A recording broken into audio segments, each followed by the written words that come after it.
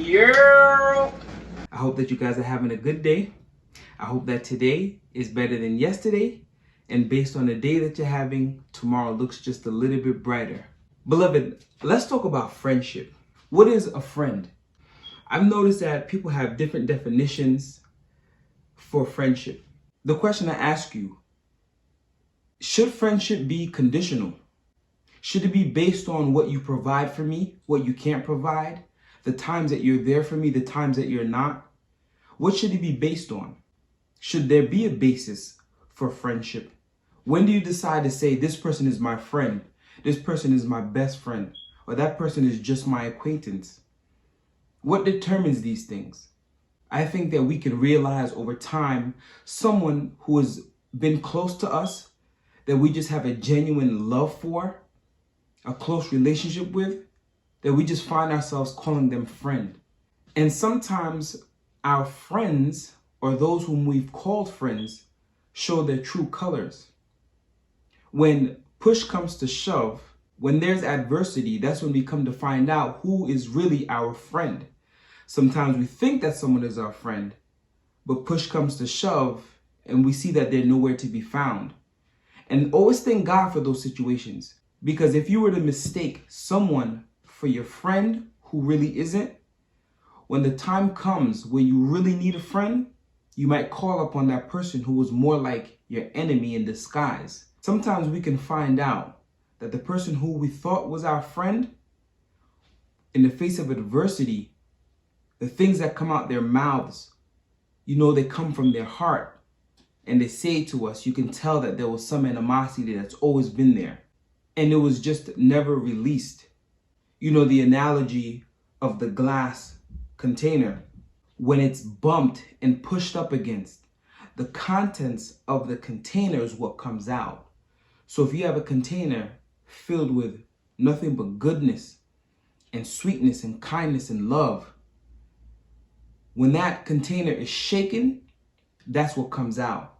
But if you have a container that's filled with bitterness and hate and envy and pride, when push comes to shove, that's what's going to come out. And this will help you determine if this person is really your friend or not. Unfortunately, as friends, we have ammunition on one another, right? We have ammunition that we could use against one another. So I can say something about you that I know, and I use it to hurt you. And you can very well do the same thing. But what keeps us from doing it? And what makes us do it? And I think that the understanding of man will help you determine how to proceed if those things were to come out. Because we do wrong, family. We're made up of sin.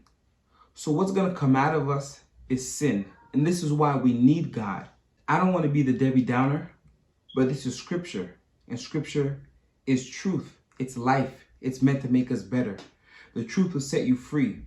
As soon as you come to the knowledge of the truth and you accept it, you receive it and you accept it, is when chains are broken.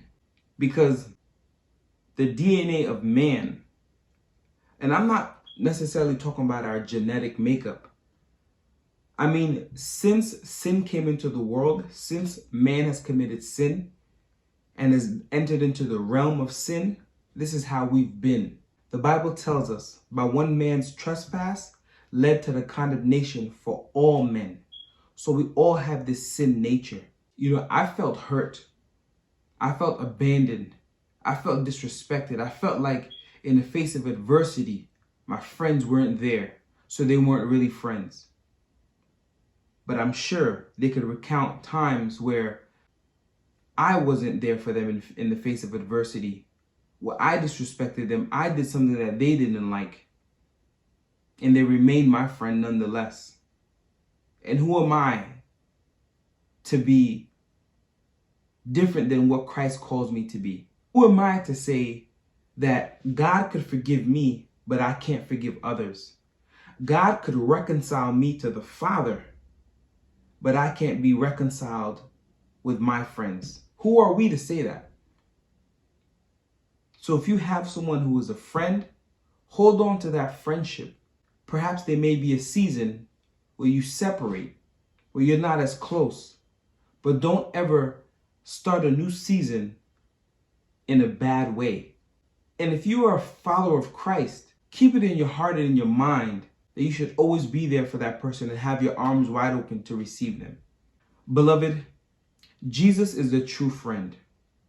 Let us look to him as the example, and let us live accordingly and according to what he has taught us and how he has taught us according to the word, how to treat people as friends.